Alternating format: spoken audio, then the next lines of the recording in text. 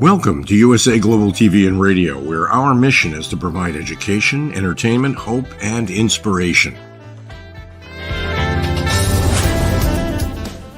USA Global TV and Radio connects you with experts and audiences all around the world every single day to help you succeed in business and to live a richer life.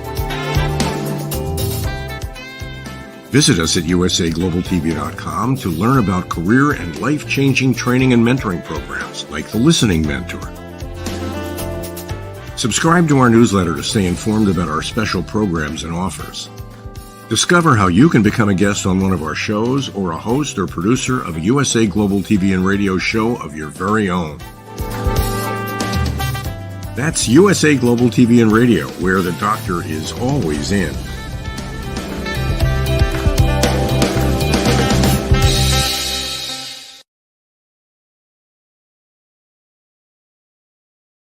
Hello, everyone. Good morning, good afternoon, good evening. This is USA Global TV and Radio. I'm Dr. JACALYN KERBECK, and our show today is the power of etiquette and manners. Our topic is children learn what they live. Joining me, of course, is the star of our show, Mr. Philip SYKES, the founder of the British School of Excellence, joining us from the United Kingdom. Welcome. Please join us, Philip. Hello. A very good afternoon to the world, to the morning and evening, wherever you are. And it's, as we say, Dr. JACALYN, it is Friday. Yay! Absolutely wonderful. How are you? I'm doing very well, thanks. And I'm so happy that you're here and you had a very special event, Lessons in Love with Felicia K. I would love for you to start off sharing a little bit about that. Our audience, if they missed it, they can go over to our YouTube channel. They can also go to your YouTube channel. Tell us more, Philip. It was a phenomenal get-together. It was a beautiful open discussion with Felicia K, who's a true expert and master in her area of relationships, love, and how do we build stronger friendships and relationships. And the show was so well received. We've had some amazing comments. The alumni platform who engaged with it really have come back with saying this is a must-watch. And anyone out there who is looking for any guidance or steering, I would urge you to take that hour and watch the show that Dr. JACALYN very kindly produced for us. It really was a great event. Thank you so much, Philip. You know, when we think about lessons in love, Felicia was talking about love languages and apology languages. And I feel like those are really so much a part of etiquette and manners as well, because as you know, what you teach at your school and what we stand for here on this platform is showing each other kindness and respect, having emotional intelligence and integrity. And all of those things, I think, package so well together when we're looking to find our love or share our love with someone else. What are your thoughts? You've hit the nail on the head. Again, how often do we allow our behavior or our mood or the way we sort of act to sort of influence us and the other person? How are we feeling? How are we showing up each day? And we really do need to check in with ourselves, because it's about us putting our best foot forward and really making that effort to connect and engage with the people around us, and not to make it about you, because if we make it only about ourselves, it becomes a very one-way street and very selfish. And in love and friendship, where selfishness is not something that sort of really should exist or does exist. So I truly believe that everything we do is about consideration for others, checking in with your emotions, your feelings, developing your emotional intelligence, developing the understanding of how do we connect with people on their wavelength? How do they like to be treated? How do they like to be connected with? And these are very important aspects. We often don't check in with ourselves. We just engage with people potentially the way we like to be treated or the way we like to be sort of accepted or received. And that doesn't work very well in the grand scheme of things. It's about being mindful. It's about being very present. And it's about really looking at the bigger picture on how we can be better for our own person within and showing up to other people. Exceptional points as always. Thank you. And just to elaborate on that, when we think about lessons in love and how we're showing up, people are observing us. It just goes without saying. People are watching. They're watching our behavior. They're watching how we react, maybe overreact. And some of these people who are watching are children. And I think it's so important that we are role models, whether you have children or you don't. I don't, you do. But it doesn't matter, because children see people, they see adults, and they're watching our behavior. And so I know that you do a great job there with your team at the British School of Excellence in teaching etiquette and manners to children. And we actually you and I are going to be offering a course actually coming in the future, but a show in the near future next month, right around this topic. So before we get into that, I'd love to have you share more about the courses that you offer currently and the programs that you offer for children and for teenagers. Wonderful. Currently at the British School of Excellence, we have a program which is a trademark name called Etiquette. Now, Etiquette is really starting to work with children roughly around the age of 6 years old. We normally capture the 6 to 8 year olds and the 8.5, 9-year-olds and the 12-year-olds together. And we really do focus on some fundamental tools and skills that they can take on board from a very early age. Look, it starts with the home, it starts with mums and dads and the school and that sort of thing. But I think what's missing a lot in this world now today is that there's a disconnect. Kids don't often spend a lot of time with their parents because both parents are out there working, or it gets to a stage where potentially quite wealthy families have nannies or pairs looking after their children.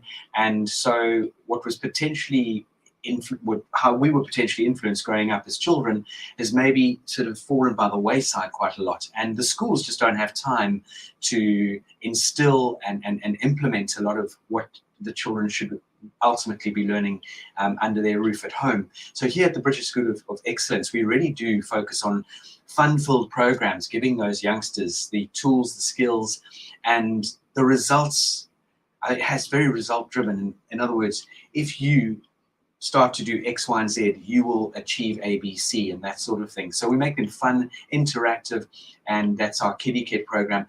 Mindset and Confidence, which was originally called Mindset and Manners, but we felt that Mindset and Manners might deem that parents weren't doing a good job, and they might be sort of thinking, oh, crumbs, we're not teaching our children properly. So it's Mindset and Confidence, and I think that's a far more apt name for this particular program, because we obviously do focus on the importance and the power of etiquette and manners, but we then take a dive into mindset and how can we sort of guide ourselves through whatever situation we're faced with. Because I truly believe, just what you were saying, Dr. JACALYN, our mindset and our what's the word I'm looking for? Our conscious and our subconscious are so powerful, predominantly your subconscious. And if we are not shown or guided from a young age on sort of the right paths to follow, our subconscious is picking things up. It's like a magnet. It's like a magnet picking up safety pins or pins. It just draws them to the magnet, boom.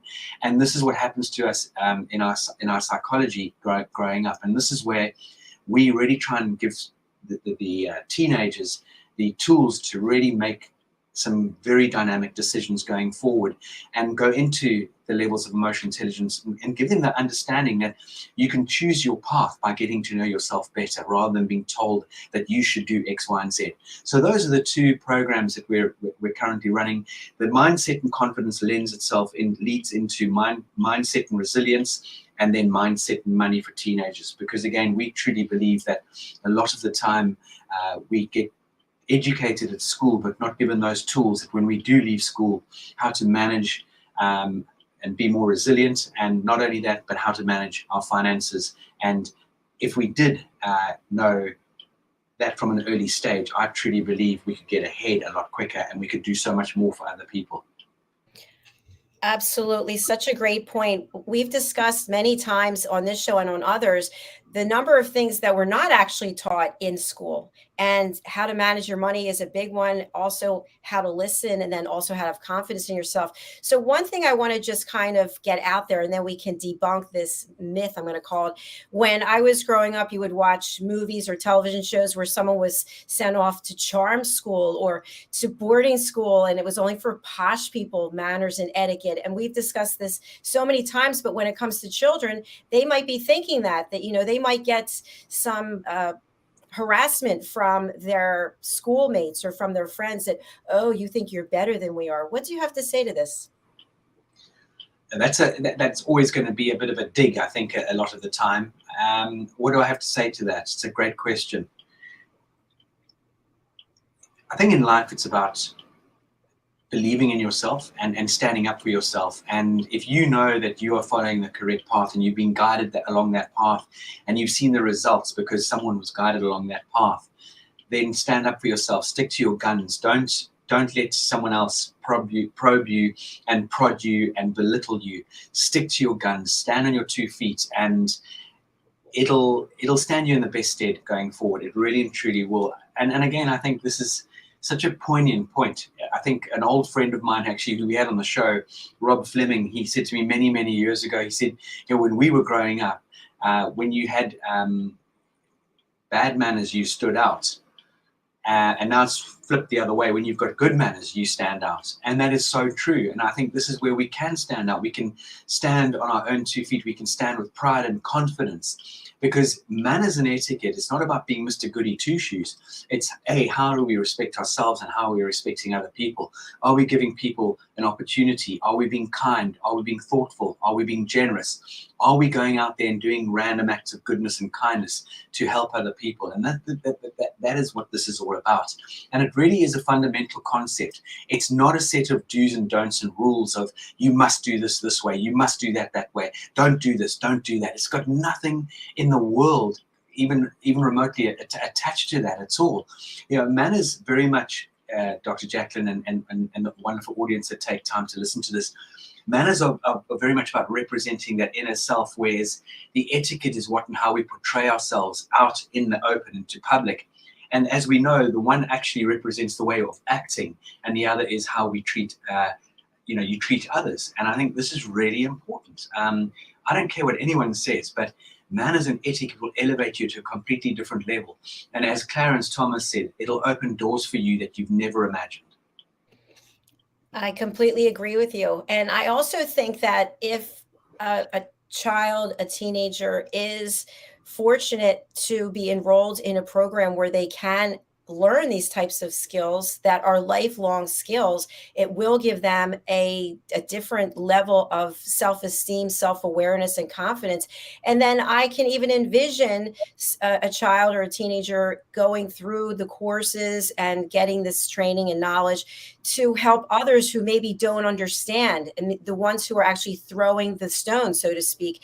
You can actually help them understand how they can take on some of these qualities, traits, and behaviors to change their life as well. It's 100%. I mean, with all due respect, and excuse me using such a simple sort of example, but it's the monkey see, monkey do. Whether that's a parent behaving X, Y, and Z way, or another young man or young girl behaving that same we often are influenced, or we often allow ourselves to be influenced because of what we've seen, and that can be either good or bad. And remember in life, if you see something or things behaving or turning out in a really horrible, bad manner, you can't unsee that. So you've got to find tools and ways to sort of say, that's definitely a way I'm not going to behave or act or come across, because it's not going to help you going forward in life. And a lot of people think they can push their way through life being abrupt and being aggressive and being very forceful. But I can assure anyone out there, by really, and you can even call it turning on the charm, turning on that beautiful elegance, turning on your beautiful etiquette and manners, which should be consistent, by the way. It's not just all of a sudden, oh, I've got to perform, so now I need to be behaving in X, Y, and Z way. No.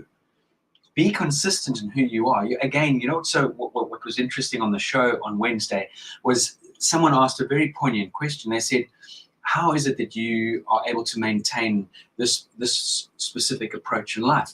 Well, like everything in life, it takes work, and it's something that we have to work at. And if you're prepared to work at it, you will get the results, and you will get positive results. Everything takes an effort, doesn't it? And it's just like us being here on the show. You didn't just put on that jacket and tie, and I didn't put it. Go, hey, let's just get together and have a conversation. It's work. There's a lot of things that go on behind the scenes. So when we think about changing our behavior, why not start with someone at a young age where they don't have bad habits? You don't have to change behavior. You enlighten them about what is proper behavior, and then they demonstrate that throughout their lives. Absolutely. And it was really fascinating. We got 3 amazing past alumni. We've got millions of amazing past alumni, but 3 amazing alumni that stand out for me on this particular reflecting your question. They're in Albuquerque, of all places, New Mexico, and they have this amazing tea shop, tea house called the St. James Tea Room. And they came on board about, I'm going to say almost 9 months ago. And there was a really interesting question posed by one of the students. And it was along the lines of, how do we influence our youngsters, you know, when they think it's all cool to wear their trousers, pants, whatever you further, you know, trousers or pants, you know, just covering their buttocks. And how do we get them to understand that it's important to show up dressed in a certain way or present yourself in a certain way? And I think for me and our experience as an organization, we do a huge amount of research into this, is if you can find people's idols or people that they look up to or people they respect, and you can guide them and share with them how they sort of turn up for certain events. And I know I asked this gentleman, you know, what is one of his son's favorite people, and he mentioned an amazing American gentleman who will often be in a tracksuit and in civilian relaxed clothes, but when he shows up to an event or a meeting, he's dressed absolutely beautifully. And that is a nice way to get people to understand that it's about being adaptable. I don't dress like this day in and day out. I don't dress like this on weekends. I might wear a blazer and an open collar shirt if I'm going to a dinner party or a cocktail party, or depends on the event I'm going to, but I'm always prepared for that specific occasion or for that specific event. And school children in this country, and I know around the world, there's certain schools that insist on a school uniform, and you see some pupils' shirts hanging out, ties down here, and you think, why is no one doing anything about how that child looks? Because that child's not only representing themselves, but they're representing the school that they go to too. So it is about how we show up. Absolutely. And we're not robots, right? We are humans, and we have the ability to demonstrate our creative side, also our athletic side. So we're not always going to be dressed to the nines, but when we are dressed in a different attire for a different function, it's going to be presentable, clean, and also it's going to be something that makes sense for whatever it is you're doing. So for example, if you're going out to exercise, you don't want to wear something that prohibits you from moving around, right?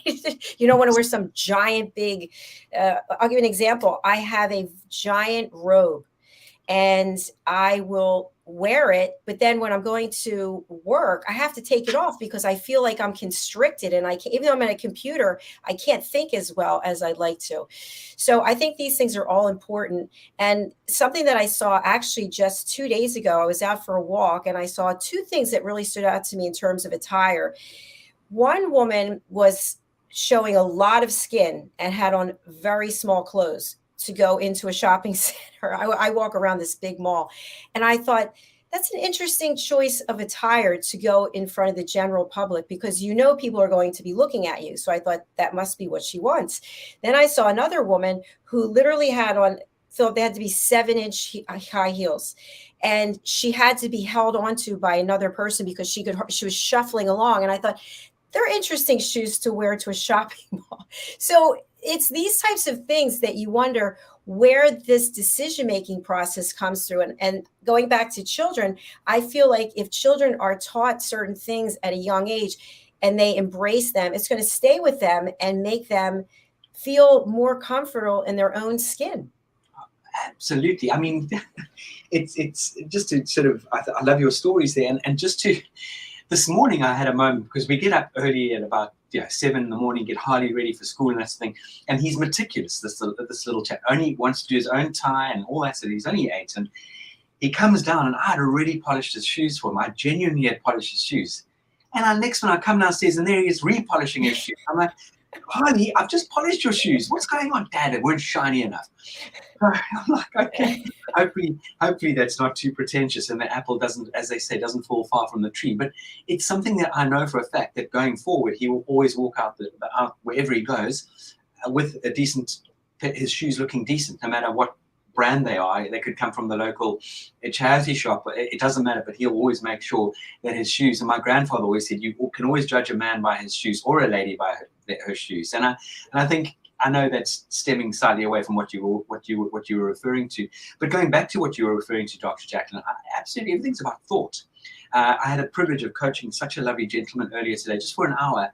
He had seen a lot of things on YouTube, and he wanted to connect with the British School of Excellence, and he's a senior gentleman in his organization and dresses beautifully, immaculately, but he just realized that he needed some extra polish and things that he was felt he was lacking. And it was really fascinating in talking to this lovely man, in the sense that he understands that you've got to, well, what am I looking for, really trying to say? We all know we need to do better in life. We all know, or we all have great ideas. We all have ambitions. We all have goals and things like that we aspire to. But they're not going to happen if you don't make an effort. So how do we polish ourselves? How do we step up to the mark? Just like everything you do on this amazing USA Global TV platform, is you're giving people these incredible tools.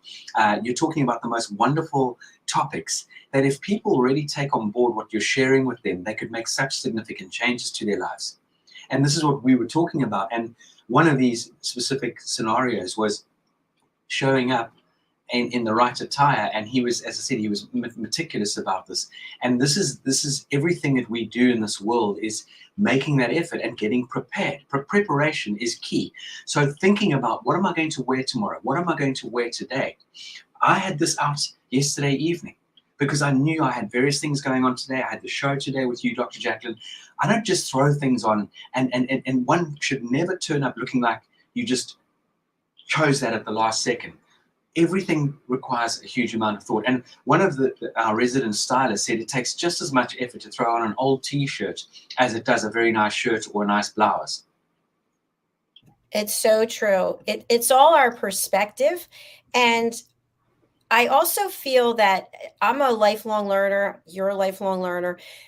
If we could put our egos aside and lead our lives with our hearts, we could be making decisions to do certain things, to learn certain things that would make not only our lives better, but the lives of other people as well. So for example, when it comes to etiquette and manners, there are people out there who think they know it all. They know it all, or they don't want to know it. When it comes to listening, that's something that we both teach and believe in, listening skills. People will say, I really am a great listener. And they're not even interested to find out what it is they don't know. Or for example, when it comes to podcasting or interviewing or broadcasting, I started a new course, and some people who are broadcasters have said to me, I know everything there is to know. And I just smile to myself and think, how do you know? How do you know what you don't know if you don't put yourself out there to learn more? Because the example I'll give is technology. Technology has changed, and it continues to change. As we're standing here, these computers are getting outdated. I just got this computer, by the way, and I can see that the picture on my screen is so much different than the other computer. The other computer is 4 years old. That's not that old. Yeah, absolutely. So things continue to evolve, and we have to continue evolving with them. So again, going back to children, why not give them a head start? Why not set them up for success from the very beginning? Yeah, and that is the key. And we have that duty as we're the shepherds. We've got to guide and steer them. And that phrase you use, you don't know what you don't know if you don't. I mean, you don't know what you know if you don't know. That phrase that you brought to light a few moments ago, and that is absolutely fundamental.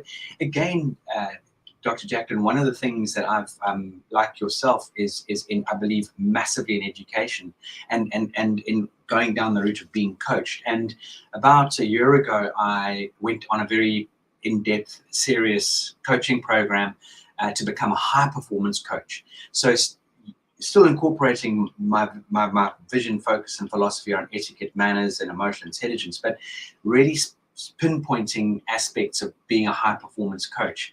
And it was a huge investment. But what was fascinating about it is that we can always 100% go out there and keep learning and keep growing and keep developing. And it is up to us to guide and steer.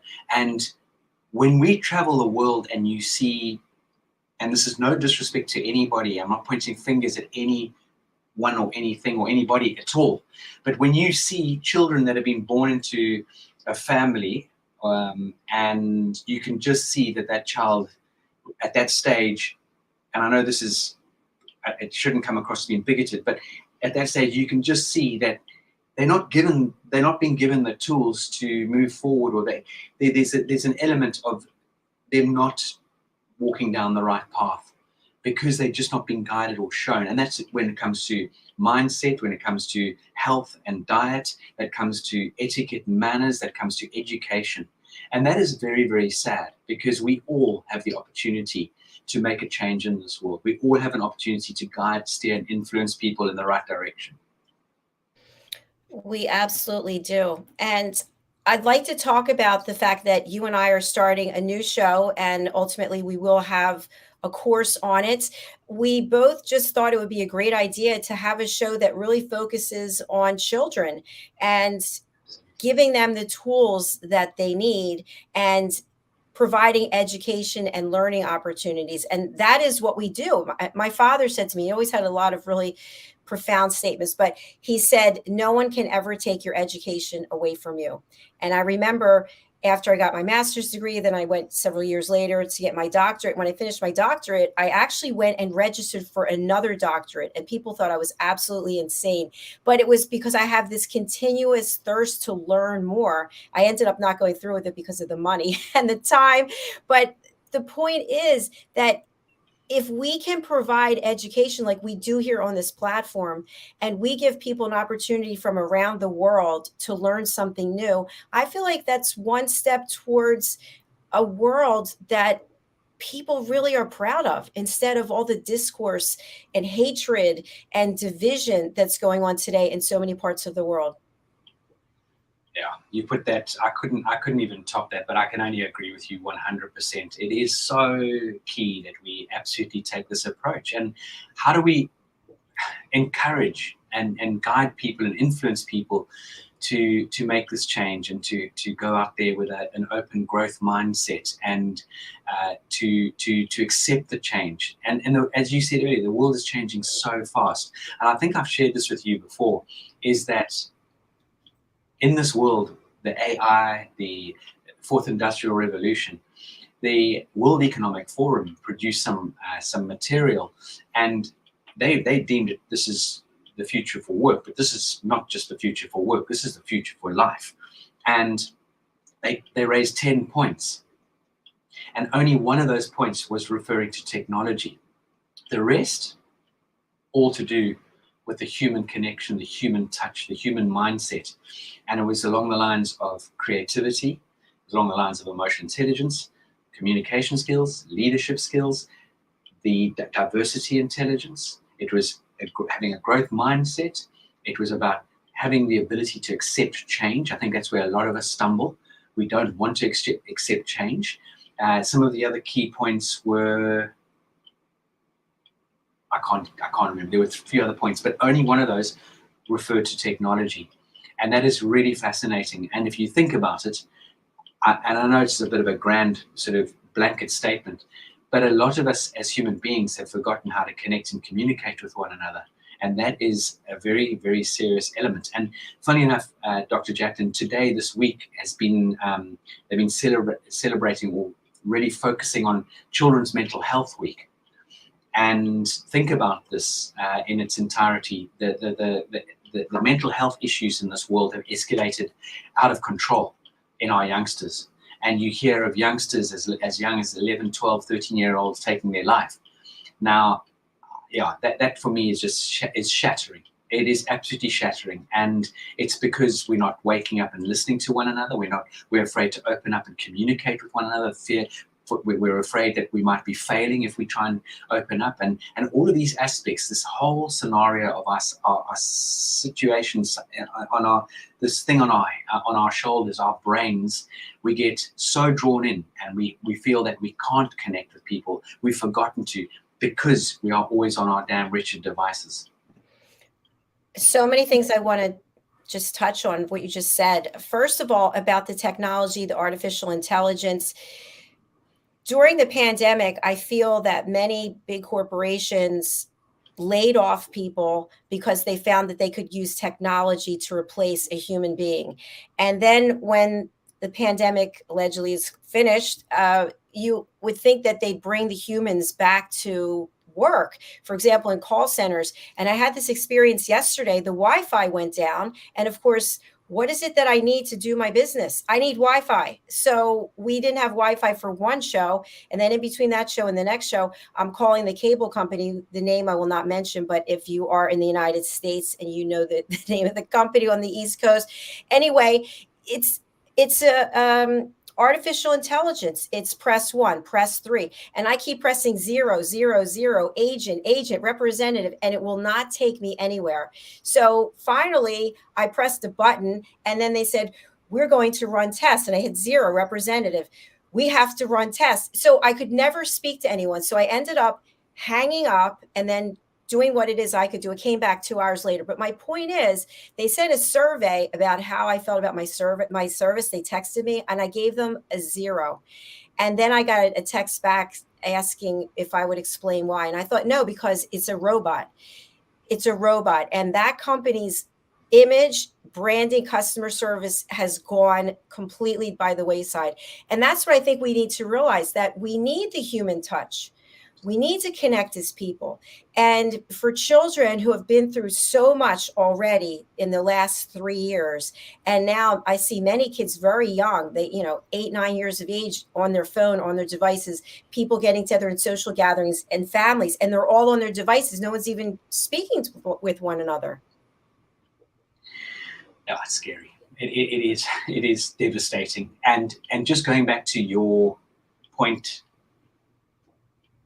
this AI, these computers, they've got no empathy, they've got no sympathy, there's nothing behind it. And all we desire as human beings is to be treated and to feel valued and to feel that we belong. And artificial intelligence is the biggest disconnect in this journey. And the companies who do realize in the power of human connection and the power of human beings and the power of direct communication are going to be those companies who will soar like an eagle. And our youngsters, if we can teach them from early on how to become more self-aware, how to have far better self-regulation. So in other words, and I don't want to delve into sort of ADHD and into areas of medical areas, but giving our children how to be more in control, how to learn to trust, how to be more conscientious, and how to basically adapt and be innovative. These are the tools and guidance that we need to be focusing on, and motivating them to aspire to be the best they can possibly be. Not just look for the shortcut, not just to have this instant idea of instant gratification, and then giving them this amazing ability to be empathetic. Really understand themselves, understand other people, and give them this guidance on how to serve, and leveraging on diversity, and then giving them that amazing ability to really build their social skills. And it is something which is fundamental, building bonds, learning how to collaborate with one another, learning to be a team player, how you can be a positive influence, how you can communicate far better. And funny enough, again, I'm going to refer to my dear friend and work colleague, Rob Fleming. He mentioned when we were online about a year ago now, Dr. JACALYN, we were talking about hospitality intelligence. And if you all think about that word HQ, hospitality intelligence, Rob referred to a restaurant in New York that had been voted the most liked restaurant in New York for the last 12 or 13 years running. And we all know how many restaurants there are in New York. It wasn't referring to the best cuisine and food, but it was referring to the most liked, most loved restaurant. And the owner of that organization puts it down because of the human connection, because of the human touch. And that says it all, in my opinion. We can teach skills, but you cannot give people the tools much later on in life unless they're prepared to open up and learn about how important their emotional intelligence is and how to be adaptable and how to be more present. There's a list as long as my arm that we could incorporate into this. There sure is. And I think what we already shared today, at least my experience, is that many people, when they get to be a certain age, they're not interested in learning anything new. But something I want to share that's really positive is I saw a video that one of my family members shared of a little one in our family. And she was running outside with some friends, and the parents were all there, of course. And she went over to get her snacks, and she brought the snacks back and gave them to the other girl. And I thought, so innocent, so sweet, so beautiful. And yet, as we get older in life, you won't give somebody a dime. You won't let somebody cut in front of you in traffic. You won't hold a door for someone. When does this change, Philip? I'm digging for that answer myself, Dr. JACALYN. I really am. I don't know. Look, I think some people will carry that through all their life, but a lot of people it does. There's a shift and change, and maybe it's just blinker approach, and not realizing that the more you do for other people and the more you can go out there and guide people, the more your world is going to change for the better. It really and truly is. And you're so right. I mean, just here, I live in a beautiful suburb. The amount of litter you see floating around. Today, walking Coco, I saw 2 bits of, not road rage, but people being rude and not letting someone in, and people honking their horn because someone was trying to edge out into the road. And why can't we just slow down and be more conscientious and kind? Just by doing that, the world would be a better place. I so agree. And we have a comment on YouTube from Finesse International. Hello, thank you so much for being here. And the comment is awesome session. We greatly appreciate it. What a great name, Finesse International. It is about finesse. We actually have a program called Finesse, Flair and Elegance for people working in the hospitality and service trade and retail sector. And that word finesse is beautiful. I love that word finesse. You know, I'm so glad that you brought up retail, because as I told you, I walk around this giant mall, and I walk outside on purpose, outside the mall. And it's interesting because I witnessed this couple that had obviously bought a number of things because they were coming out on this trolley, and the salesperson was there, and there was genuine sense of community between them, because I worked in retail on the side for years. And as soon as a client would leave, the person waiting on would go, oh, and I actually was waiting to see if this person, and the person was so appreciative and so thankful that these customers came in and bought whatever it is they bought, because that meant something to this person. And my point is that so many times we're nice to people to their face, and then when they turn around, we have something negative to say. And I really feel that each and every one of us has to stop doing this and has to look for the good in everyone, because there is good. Sometimes the good is that someone's sorry for what it is they did. They realized they made a mistake. Do you think that forgiveness is something to be taken for granted, Philip? No. And actually, I was reading such a fascinating article about highly emotionally intelligent people learning to own up when they say, I was wrong. I'm really, really sorry. I made a mistake there. And this is not just in leadership or big organizations. This is in life and families.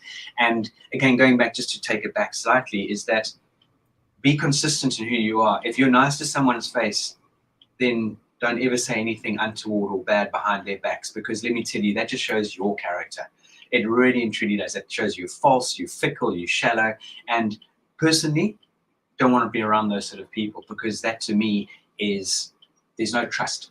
There's no trust, firstly. But going back to what you were saying, absolutely 100% about learning to apologize when you're wrong, owning up and saying, I'm sorry, I overstepped the mark, or I shouldn't have said that. Please accept my apology. And just as we spoke about on Wednesday on with Felicia Kay on relationships and love is also then, once you've received that apology, is learning to accept the apology and not let it hang around you like a bad smell. Because if the person's had the gall and the guts to say, hey, I'm really sorry, and they do it genuinely, it's not, I'm sorry, but you started. Well, that's not an apology. That's not an apology. That's just a caveat, just to say, actually, I'm not really apologizing. I'm like on the back foot, and and then the other person doesn't know where they stand with you. No, I'm really sorry. I messed up. Not because you did X, Y, Z. And that is fundamental. That's so true, Philip. And that reminds me of what we talked about on another show. When someone gives you a compliment, it's a different scenario, but someone gives you a compliment, you say thank you. You don't say, oh, this old thing, or I really gained weight, I don't look good. No, you just say thank you and stop talking. And with an apology, once the apology is given and you just stop there, I'm really sorry, Philip, I messed up. What are you going to say? Because if I say, Philip, I'm really sorry I messed up, what I meant to do was blah, blah, blah, blah, blah. I'm inviting you to now engage with me so that we can continue this dance of back and forth. When I just give the apology and I stop speaking, there's no more fuel for you to put on the fire. Absolutely, 100%. And as long as that apology is taken from the other person and they sincerely, genuinely show that they are actually forgiven and say, thank you, I really appreciate you apologizing. And let's put this in perspective as well. This often comes from people with big egos. They don't, and I know I'm generalizing, but it tends to be with people who've got these large egos. They're lacking a lot in emotional intelligence, and they find it very challenging and difficult to use that word beginning with sorry, or I apologize, I slipped up. And we really do need to take note of this. You know, it is so fundamental. For sure. And I think also when you forgive someone for doing something, you're also taking a huge weight off of your own back, because you've now put closure to it. And I could say, I forgive you. However, I don't want you in my life. I forgive you, but our relationship is over and we're not on the same page. And then at least there's some clarity. There's some boundary that's been set. And I think that that's helpful for both people. Completely. And it shows that human touch. It shows that self-awareness for a start. You're self-aware that you've made a mistake. And that's ballsy. That really takes great courage. And listen, we all know that we're humans at the end of the day. There's no such thing as being perfect as a human. We're not perfect. We make mistakes. So how can we move forward? We need to show up better than we did yesterday. We need to show that we have got that human touch, that we care about other people. And we need to very much acknowledge what's going on around us. And in that way, we can all move forward in the right direction together. It's so true. I know we're coming to the end of our show, but one Really? comment I wanted to make was, goes by so fast, is when I was younger, decades younger, when I made a mistake, I would be embarrassed to bring it up or to take responsibility for it. And then more time would go by and more time would go by. And I know, at least for me, it would start eating at me, because I think, I have to do something. I have to tell them that I messed up. But then there's so much time that goes by, and it's like, how am I going to do it now? And the point is, you carry that with you like a big weight, a bag of bricks. And if you can find it within yourself to take responsibility and be accountable and acknowledge what you did, you get a lot of respect from the other person in most cases. Totally. And tomorrow's another day. So we messed up. Hey, I apologize. Tomorrow's another day. I'm going to try and do better. And that's really important. But if you say you're going to try and do better, you need to make an effort to do better. And you need to understand, and what can I learn from that past mistake or that past slip up? And that's really important. I agree. And you used the word try. I've used the word try. We've all used the word try so many times. And I would like to invite all of us, including me, to eliminate that word. And here's why. I'm going to give an example. I'm going to try to raise my hand. Either I'm raising my hand or I'm not raising my hand. Even if I still am raising my hand, but if I try, what does that mean? So I think we all need to be accountable for our own behavior. I'm going to, when I do, and envision ourselves doing it. I'm Yep. just throwing out some ideas. What do you think? Great point. I'm going to do that. I'm going to make an effort. I'm going to continue. It's the same as I'm bad at remembering names. No, I'm going to start remembering names. Yes. That sort of thing. So I'm going to start being better than I was yesterday. When are you going to start? Now. Okay, that now is an opportunity. And there's a great tool which we encourage all our students from a young age. We get them to draw up actually I've got it right here, if I may. We get, and excuse my handwriting, but I know I've just gone off screen ever so slightly, but this is a great tool, and it's a tool I use in my daily life, if I can just share it. And we get them to draw up a list like this of things to start doing, things to stop doing, and things to try and continue. And this tool we can implement into all our lives, whether it be in business, whether it be in our personal lives. But think about some of the really important things that you've been talking about for a long time that you really are going to start doing, things you're definitely going to stop doing that are holding you back, or things that are not serving you. Continue all the wonderful good things like brushing your teeth, making your bed, continue to reach out to my friends and family, whatever, and then challenge yourself in areas of your life that you've been talking about again, and you really want to sort of step out of your comfort zone. And this particular tool is just wonderful because once you write it all down, you can see it, you can visualize it, and then you can check in with yourself, and it becomes a vision board, and you can use it as your screensaver on your telephone and really check in on that once a week. And it is the most helpful tool out there. So we get, as I said, the kids from as young as 6 right up to any of the adults incorporating with this specific little tool and model, and it works like a dream if you implement it. I love having tools and having accountability. I have right here next to me my handy clipboard, and you can see just for this week, these are all the pages of things that I'm doing, and I keep myself accountable. My mother even said to me last night, "What is that?" And I said, "That's everything. That's my toolbox. That's my coach. That's my mentor. It's all right there." So I think when it comes to us changing the way we look at things, changing our perspective, maybe we're going to attempt to do something. Maybe we're going to create a plan to accomplish something. And when we haven't accomplished it, maybe we add the word yet. I haven't been able to do that yet. I haven't learned that yet, meaning that we have a plan in our minds. We're at least open to doing it. And when we do achieve something amazing and we've made a difference to ourselves or to someone else, just give yourself a really strong pat on the back.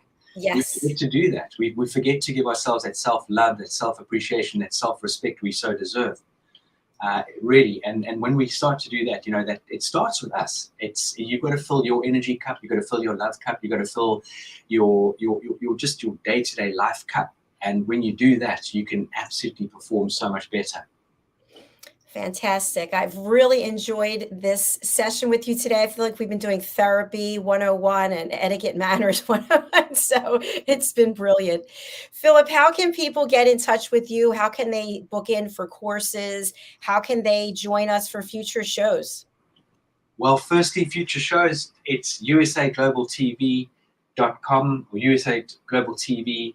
Subscribe on YouTube and you will be notified on all the up and coming shows that Dr. JACALYN produces and represents and commits to, along with the wonderful co-hosts and guests.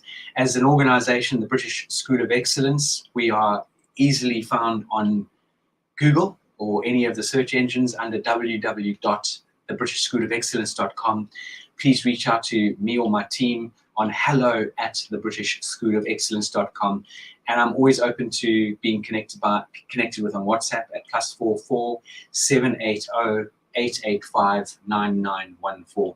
Always a joy, Dr. JACALYN, to really connect with you and engage with you on a Friday. And can I just say that our thoughts and prayers go out to Ukraine and out to Turkey and to any country out there that is really finding life very challenging at the moment, and with all the devastation that's going on. We are very blessed and lucky to be where we are. We need to understand that, and we need to be very grateful for what we have in our lives and how we can make a difference and make a change. So well said, Philip. We have so much to be grateful for. When I go outside and I look and I see the sun, I see the trees, I see creatures that have lived for so long, trees, hundreds of years of age, right? And all the things that they've seen. And I think we're just such a small piece of this great world. So thank you for acknowledging those and sending out our prayers, our love to people who are less fortunate. People are going through very hard times and horrible situations. One thing we all have in common is we can be kind to one another. Absolutely. You know my adage, and we've got it on one of our coffee cups. In a world where you can be anything, be kind. Yes. Well, that's all we have for today for this show. And Philip, by the way, from my calculations, this is my 3,348th show since 2019. So that's pretty cool, either producing or hosting or both. It's extraordinary, and it's only going to get bigger and greater. And yeah, it's just persistence and love, passion, and perseverance that is making this happen. You're incredible in what you do, and you give so much. So thank you. Thank you. I couldn't do it without you, and I couldn't do it without our team. I couldn't do it without our guests and our sponsors, and especially our loyal followers. It means so much that you're all here, whether you're watching on the live or the replay. We do appreciate you. Our next show is coming up. It's fashion, travel, and fitness, and we will be joined by Maria Rusova from London. She's going to be joining us from her store, so I look forward to that. All right. Thank you, everyone. Thank you, Philip. Thank you, British School of Excellence. We will return in just a few minutes. Bye for now.